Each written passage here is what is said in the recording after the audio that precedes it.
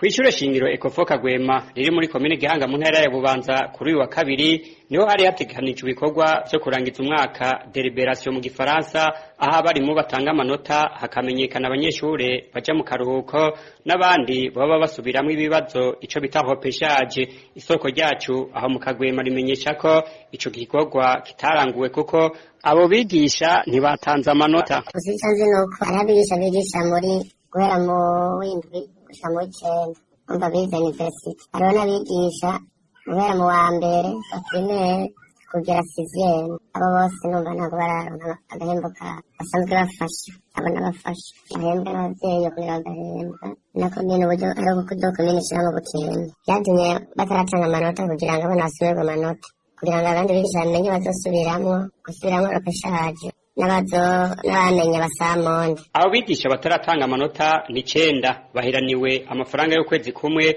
nk'uko isoko ryacu ribandanya ribimenyesha. Babigisha n'abigisha 9 vyatumye bataratanga amanota kugira ngo abana basubirwe amanota. Ico canyuma n'amezi atatu urumva ukwezi kwa nyuma ko gutanga bilete ku mwaka urangiye batari bwahembwe, kandi amafaranga urumva atangwa n'abavyeyi ama ikomine nayo kongereza. Uruganda rwa RPA ntiturashobora kuronka bukuru umuyobozi wa Ecofo Kagwema kugira ashikirize ingene ico kibazo c'abo banyeshure kigiye gukemurwa kugira baronka amanota yabo narirya abavyeyi bamaze kuriha amafaranga agenewe abo bigisha.